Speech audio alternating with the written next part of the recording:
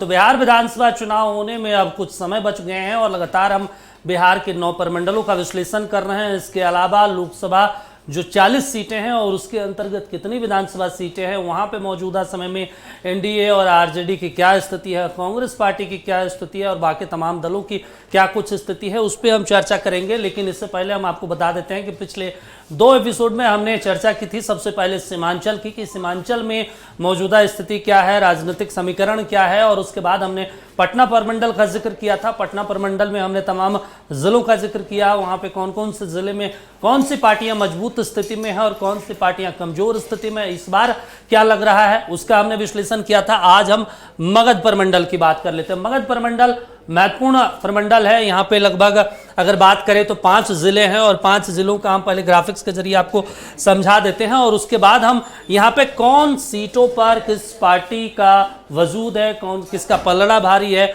उसको हम समझाएंगे। यहाँ से प्रमुख नेता कौन से हैं वो हम आपको बताएंगे और उसके बाद यहाँ की प्रमुख समस्याएं क्या है, लोकसभा चुनाव में किसका पलड़ा भारी रहा था वो भी हम जिक्र करेंगे। देखिए ये मगध प्रमंडल का इलाका है। मगध प्रमंडल यानी शाहबाद से अगर आप बिहार में चले जाएं, शाहबाद से आगे बढ़ेंगे औरंगाबाद की तरफ, गया की तरफ, तो वो वाला इलाका है।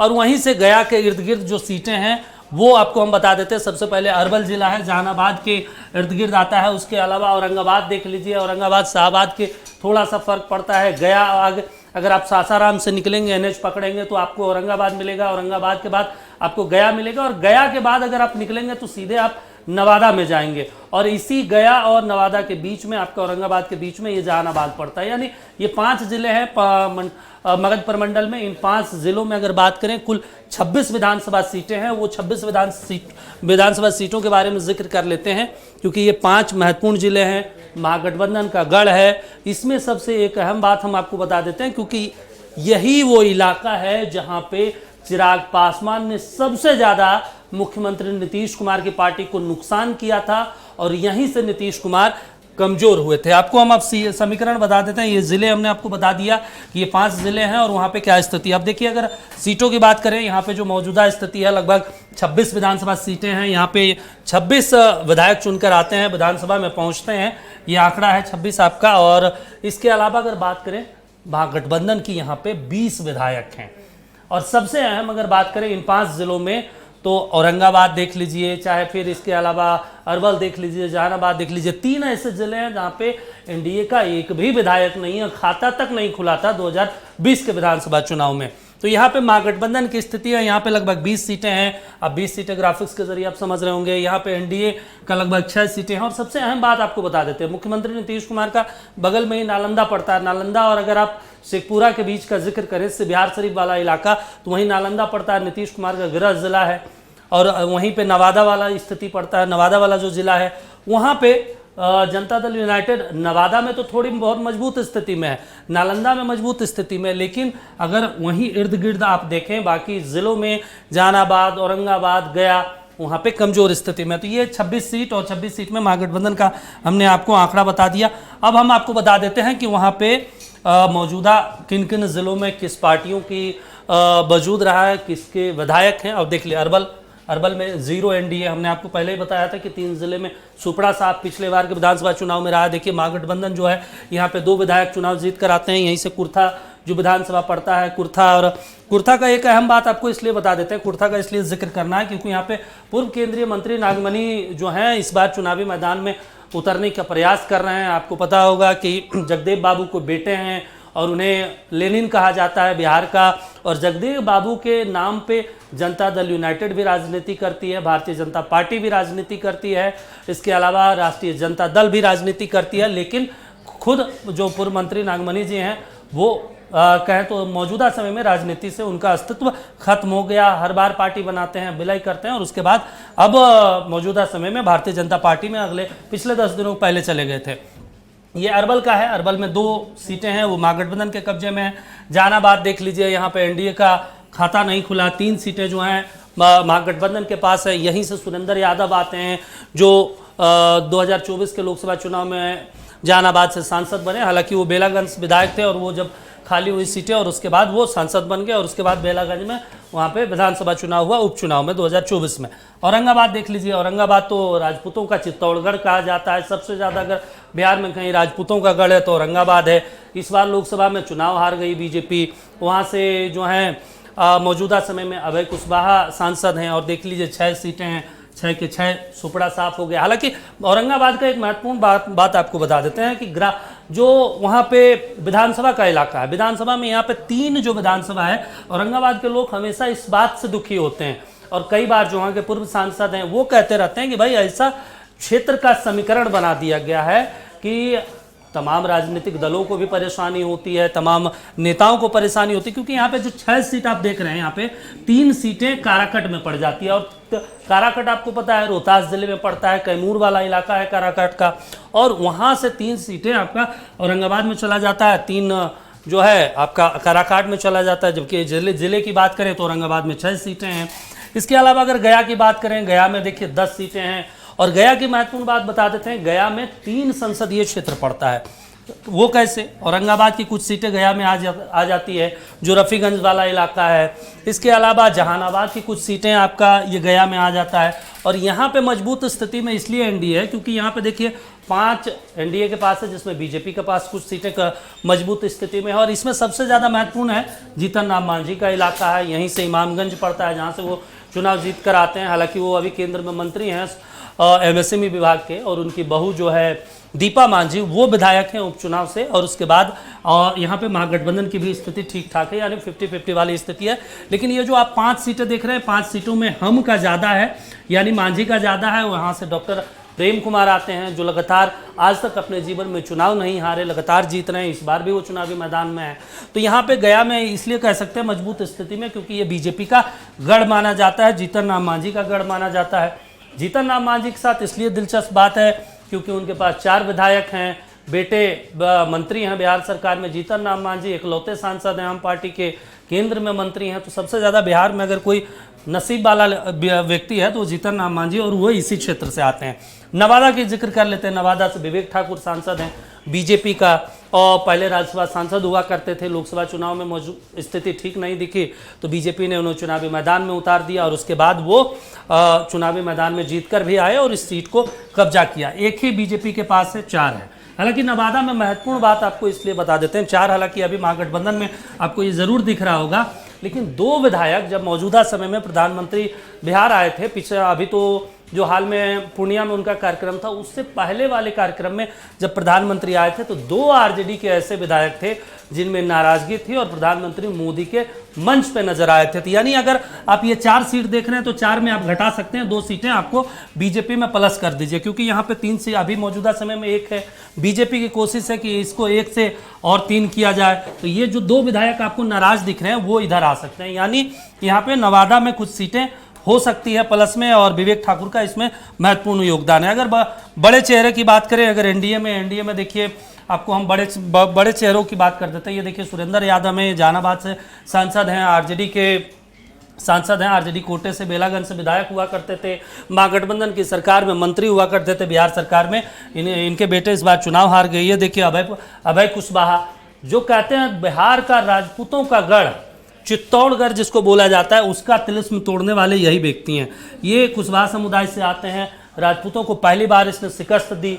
औरंगाबाद के इतिहास में सबसे इतिहास रचने वाले व्यक्ति हैं, इस बार सांसद बने और लोकसभा में उपनेता भी हैं आरजेडी से। ये देखिए विवेक ठाकुर हैं, ये बहुत बीजेपी के कद्दावर नेता के बेटे हैं और इस बार सांसद बने। राज्यसभा सीट छोड़कर इन्हें चुनाव लड़ाया गया था। अभी ये देखिए ये जो तस्वीर है, जीतन राम मांझी बहुत किस्मत वाले व्यक्ति हैं। ये बिहार में सीएम भी रह चुके हैं नीतीश कुमार जी की कृपा से। हालांकि नीतीश जी कभी कभी गर्म भी नजर आते हैं, ये भी गर्म आ जाते हैं। तो ये इनका जो पूरा परिवार है चुनावी राजनीति में है और बहू भी विधायक हैं, बेटे संतोष मांझी विधायक हैं, कद्दावर नेता हैं। और उसके बाद इनके चेहरे पर सारा दारोमदार इस बार होगा, क्योंकि जब केंद्र में मंत्री बने थे तो इन्होंने एक बयान जारी किया था। उन्होंने कहा था कि देखिए हमें जब एमएसएमई दिया गया विभाग तो हमें लग रहा था कि हम करेंगे क्या इस विभाग में।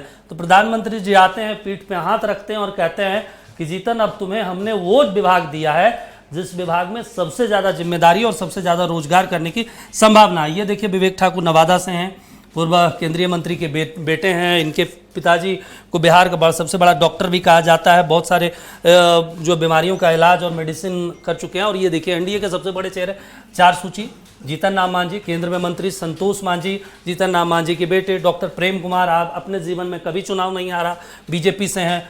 माना जाता है कि भाई प्रेम कुमार को इस सीट से लड़ा दीजिए, कोई भी उम्मीदवार, कोई भी जो है स्टार कैंपेनर प्रचार करने नहीं भी जाएगा तो भी ये चुनाव जितवा कराएंगे। हर बार मंत्री बनते हैं, इस बार भी मंत्री हैं। मुख्यमंत्री चेहरा को लेकर भी 2015 में इनके नाम पे चर्चा हुई थी। पिछड़ा समुदाय से आते हैं, चंद्रवंशी समुदाय से आते हैं, तो प्रेम कुमार जो है इस बार भी चुनावी रेस में है। दीपा कुमारी, जीतन राम मांझी के बेटे, यानी 4 नाम में 3 नाम जो है मांझी परिवार से। ये देखिए राजेश राम, ये कुटुंबा से आते हैं, औरंगाबाद जिला कुटुंबा जो है बहुत पिछड़ा समुदाय से आते हैं। कांग्रेस के जो है प्रदेश अध्यक्ष हैं, दूसरी बार विधायक है सुरेंद्र यादव। यानी ये महागठबंधन के चेहरे हैं जिनके ऊपर दारोमदार है इस बार चुनाव जितवाने की, और महागठबंधन की भी उम्मीदें हैं कि भाई आप सीट जितवा के आइए। देखिए ये देखिए कुमार सर्वजीत इसलिए इस ग्राफिक्स के जरिए हम इसको समझाना चाहते हैं क्योंकि देखिए ये जो है बिहार सरकार में मंत्री रह चुके हैं, गया से ये चुनाव भी लड़े। जीतन राम मांझी को बड़ी करारी शिकस्त थी, लेकिन चुनाव हालांकि हार गए, लेकिन महागठबंधन की सरकार में ये मंत्री हुआ करते थे। तो इस बार इनके भी कंधों पे दारोमदार होगी चुनाव जितवाने की, और महागठबंधन की कोशिश होगी कि भाई आप जो गया वाला इलाका है वहाँ से सीटें निकाल कर लाइए, क्योंकि पिछले बार तो 50-50 वाला मामला रह गया था, लेकिन इस बार चीज़ें बदलने की कोशिश होगी। अब जिलेवार हम आपको समझा देते हैं कि जिलेवार में कौन से ज़िले में कितनी सीटें हैं और कहाँ पर स्थिति है, क्योंकि ये महागठबंधन के बड़े चेहरे जिनके ऊपर दारोमदार होगी। अब देखिए यहाँ बता देते हैं आपको, महानंद सिंह आपको दिख रहे होंगे ये सूची में, ये अरवल जिला वाला है। अरवल जिला महत्वपूर्ण हो जाता है आपका। महानंद सिंह है उनका अरवल जिले से, माले के विधायक हैं। इसके अलावा अगर बात करें, बागी कुमार वर्मा हैं जो कुर्था से आते हैं और आरजेडी से जीत कर आते हैं। महत्वपूर्ण है, चिराग पासवान की भी पार्टी का यहाँ पे बहुत अच्छा खासा दबदबा रहता है, और चिराग पासवान की पार्टी की वजह से कुर्था सीट जो है जेडीयू हार गई थी। अब इसके अलावा अगर हम यहाँ की जो अरवल ज़िले की 2 सीटें हैं उसके बारे में हमने आपको बता दिया कि एक पे माले और एक पे आरजेडी, यानी 2 सीटें और दोनों पे महागठबंधन का कब्जा है। अब इसको हम आपको बता देते हैं, इसको भी समझा देते हैं कि यहाँ पे जो है गया ज़िले की, देखिए गया ज़िले में यहाँ पे 5 की तस्वीरें हैं। गुरुआ सीट जो है विनय कुमार आरजेडी से आते हैं, मजबूत स्थिति में है। यहाँ पे अगर गुरुआ की बात करें तो यहाँ पे भी करीब 12 ऐसी सीटें हैं। 26 सीटों का हम जिक्र कर रहे हैं मगध प्रमंडल में, 26 में 20 महागठबंधन के पास है, 6 एनडीए के पास है, और इसमें 12 ऐसी सीटें हैं, 26 में 12 ऐसी सीटें, 10 सीट तो प्रत्यक्ष रूप से जो है चिराग पासवान और उपेंद्र कुशवाहा की पार्टी 2020 में चुनाव हराया था। 2 सीटें ऐसी थी जहां पे निर्दलीय उम्मीदवार ने एनडीए को हराया था, मतलब इस जेडीयू तीसरे नंबर पर आ गई थी, 40-45 हज़ार वोट निर्दलीय लेकर आ गई, यानी 14 सीटों पर प्रत्यक्ष रूप से नुकसान पहुंचाया था इस क्षेत्र में। यानी इस क्षेत्र में विशेष रूप से जोर देना होगा। नीतीश कुमार इसलिए कोशिश कर रहे थे कि चिराग पासवान भी उनकी पार्टी के साथ रहें, चाहे जितना भी एडजस्टमेंट किया जाए। उपेंद्र कुशवाहा क्योंकि वो भी 4-5% वोट बिहार में लाते हैं, तो उनको भी साधने की कोशिश हुई कि जो पिछली बार गलती उन्होंने किया, कुशवाहा को अलग करके, चिराग पासवान को अलग करके, वो गलती इस बार ना हो। अब हमने आपको बता दिया गुरुआ, सिरघाटी, इमामगंज जीतन राम मांझी का गढ़ है जहाँ से उनकी बहु चुनाव जीत कर आती है। पिछले 2020 का हम ये ग्राफिक समझा रहे हैं कि 2020 में जीतन राम मांझी यहाँ से विधायक बने थे। 12 चट्टी है, ज्योति देवी हमसे हैं, यानी देख लीजिए यहाँ पे 5 में 2 जो है हम हिंदुस्तानी आवाम मोर्चा के पास है। बोध गया एससी कुमार सर्वजीत जो पूर्व मंत्री रह चुके हैं। अब हमारे साथ इस पूरे मसले को लेकर, क्योंकि मगध प्रमंडल में लगातार हमारे सहयोगी मरगूब जाते रहते हैं, तो उनसे हम समझ लेते हैं इस बार मरगूब क्या लग रहा है मगध प्रमंडल को लेकर, क्योंकि सबसे ज़्यादा जो है चिराग पासवान इसी क्षेत्र में नुकसान पहुंचाते हैं। करीब 10 ऐसी सीटें हैं जिसके ऊपर चिराग पासवान और उपेंद्र कुशवाहा प्रत्यक्ष रूप से नुकसान पहुंचाया था। 2 ऐसी सीटें जहां पे निर्दलीय ने नुकसान पहुंचाया था, यानी एनडीए और नीतीश कुमार जो कमजोर हुए थे इसी क्षेत्र में हुए थे सबसे ज्यादा। दीपक, कवायद तो सबसे पहले यह है कि क्या महागठबंधन अपना साम्राज्य बचा पाएगी। प्राचीन भारत के सबसे शक्तिशाली साम्राज्य मगध में महागठबंधन के सामने एक बड़ी चुनौती है कि वो अपना साम्राज्य इस बार बचा पाएगी या नहीं बचा पाएगी।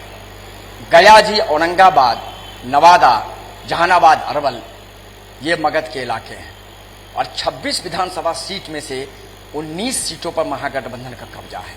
सिर्फ और सिर्फ 7 सीट जो है वो सीट एनडीए के पास है। अब आप समझिए, अरवल, जहानाबाद और औरंगाबाद में एक भी एनडीए का विधायक नहीं है। जबकि अब थोड़ा पीछे अगर आप जाएंगे दीपक, 5 साल, 7 साल, 10 साल पीछे, तो मगध के बारे में कहा जाता था कि मगध भाजपा का गढ़ है। ये वही मगध है जहां से बड़े बड़े धुरंधर चुनाव हार गए। लेकिन इसके पीछे की आपने जो कहा वो कवायद सही है। चिराग पासवान ने डैमेज किया, चिराग पासवान ने डैमेज किया, उसका एक कवायद था। लेकिन अब सवाल है कि महागठबंधन इस बार अपना साम्राज्य बचा पाएगी या नहीं बचा पाएगी। 19 और 7 का फासला है, यह बहुत बड़ा लैंडस्लाइड है। और यही 19 और 7 ने तेजस्वी यादव को सत्ता के बहुत करीब पहुंचाया था। हालांकि AIMIM जो 5 सीट लेके चली गई, वो सत्ता से बहुत ही नजदीक जाके भी तेजस्वी यादव मुख्यमंत्री नहीं बन पाए। और 4, 5, 6 सीटों पर बहुत कीन कंटेस्ट हुआ। 200, 150, 400 वोटों से उनके पार्टी की हार हो गई। उनके सबसे बहुत करीबी प्रवक्ता आ रही है शक्ति यादव, वो हार गए 300 वोटों से। तो ये ही कवायद है। इस बार क्या होगा, क्योंकि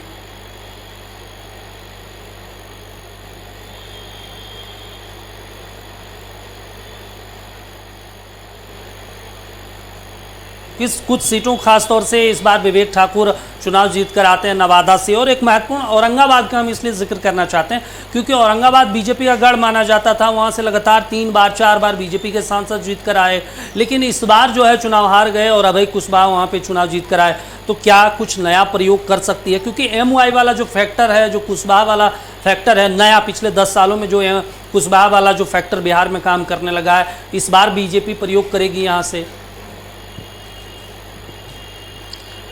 देखिए दीपक, मगध में और औरंगाबाद की अगर बात करेंगे तो बीजेपी को नया प्रयोग करना पड़ेगा। क्योंकि वहां के सांसद अभी कुशवाहा है, सांसद का एक अपना बहुत प्रभाव होता है। और सबसे बड़ी बात यह है कि इस बार पहले यह देखना होगा दीपक कि सीट बंटवारा के बाद किसको कौन सीट मिला। यह बहुत डिसाइडेड है, मैं बता रहा हूं। ये एनडीए के लिए बहुत डिसाइडेड है, खास करके मगध में, क्योंकि 19-7 का फासला आप कहीं है ही नहीं। सिर्फ गया में आपकी बढ़त है, बाकी कहीं आपकी बढ़त नहीं है। 3 जिलों में तो आपके विधायक तक नहीं है। तो ये नया प्रयोग करना पड़ेगा। अब यह है कि उपेंद्र कुशवाहा, चिराग पासवान, बीजेपी, जेडीयू और जीतन मांझी, ये उस इलाकों में कौन कौन सीटों पर चुनाव लड़ेंगे। गया में तो स्वाभाविक सी बात है, जीतन मांझी का जो परिवार है वो चुनाव लड़ेगा। 1 या 2 सीटों को वहां से जो मिलेगा उसमें वो चुनाव लड़ेगा। लेकिन औरंगाबाद, नवादा क्या होगा, जहानाबाद क्या होगा? जहानाबाद में तो बिल्कुल समझिए सुपरा साफ हो गया। अब सवाल यह है कि अगर प्रयोग होता भी है नया, तो चिराग पासवान और कुशवाहा के वोटर क्या समायोजन कर पाएंगे एनडीए में? क्योंकि याद रखने वाली बात है, अभय कुशवाहा वहां से सांसद है और आपको पता है कि बिहार में जात पर वोट होती है। तो एक बड़ा फैक्टर, सबसे बड़ा, अगर आप 5 जिलों की बात करेंगे जो मगध में है। अच्छा, एक और संक्षेप में आपसे 10 सेकंड में हम सवाल का जवाब चाहते हैं कि जो कुर्था वाला इलाका है, अरवल जिले का कुर्था सीट, इस बार जो है पूर्व केंद्रीय मंत्री नागमणि जी को भी बीजेपी अपने पार्टी में शामिल करवाई, वो चुनाव लड़ने की तैयारी में है, जगदेव बाबू के बेटे हैं। क्या उसी कड़ी में उसको जोड़ा जाए कि नागमणि जी को चुनाव लड़वाया जा सकता है इस सीट से? देखिए, नागमणि और उनकी पत्नी जो है, भले वो चुनाव दोनों में से कोई लड़े ना लड़े, लेकिन इसका इफेक्ट वहां पड़ना है निश्चित तौर पर, और इसका फायदा होगा। इसका फायदा कितना होगा ये कह पाना मुश्किल है। लेकिन एक बार मैं जाते आते आपको बताता हूं कि देखिए, इन इलाकों में चिराग पासवान और उपेंद्र कुशवाहा को कौन कौन सीट मिलेगा, ये बहुत फैक्टर रहेगा। बिल्कुल, क्योंकि ये यही फैक्टर है कि निश्चित तौर पर कहीं न कहीं एनडीए के लिए बहुत फायदेमंद भी साबित होगा और एनडीए के लिए बहुत घाटेदार होगा।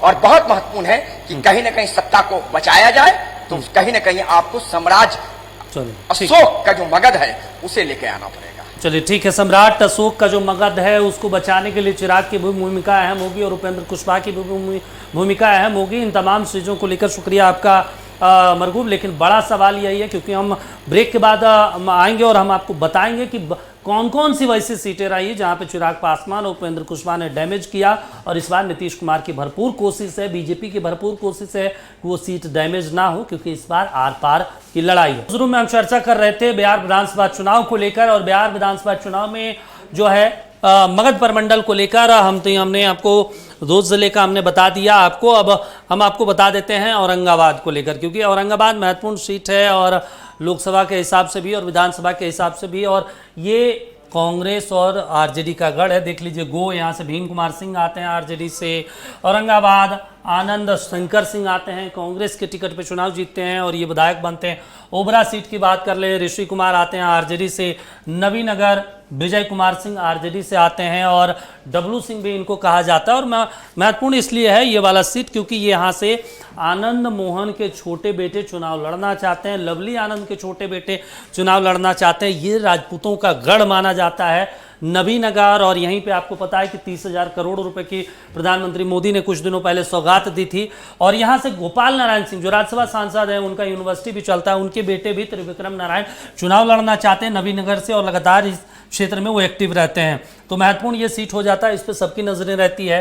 रफीगंज गया वाले और औरंगाबाद वाले इलाके में पड़ता है, जो अनुग्रह नारायण रोड वाला जो स्टेशन है उससे आप आगे बढ़ेंगे लगभग 20-25 किलोमीटर तो रफीगंज आता है, वहाँ पे ये सीट आती है। यहाँ पे मोहम्मद निहालुद्दीन साहब हैं जो आरजेडी के विधायक हैं।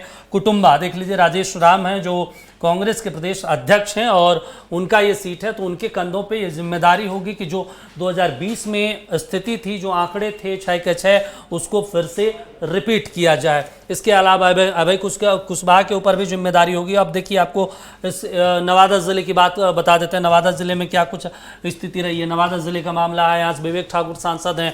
रजौली वाला इलाका देखिए प्रकाश वीर आरजेडी से हैं और यही जो हम जिक्र कर रहे थे कि 2 विधायक इस बार बीजेपी में जा सकते हैं, पाला बदल सकते हैं। ये वही विधायक हैं प्रकाश वीर जो प्रधानमंत्री मोदी के मंच पर नजर आए थे पिछले 1 महीने पहले जब कार्यक्रम प्रधानमंत्री का था, तो वो बीजेपी में जा सकते हैं, यानी 1 सीट आप इसको माइनस लेके चल सकते हैं।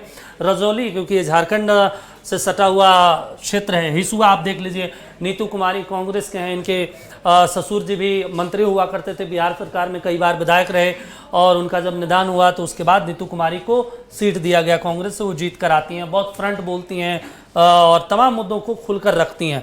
तो हिसुआ वाला अगर बात करें तो कांग्रेस का मजबूत गढ़ माना जाता है, वहाँ से उनके खिलाफ अनिल सिंह चुनाव लड़ते हैं, 3 बार के बीजेपी के विधायक रहे हैं।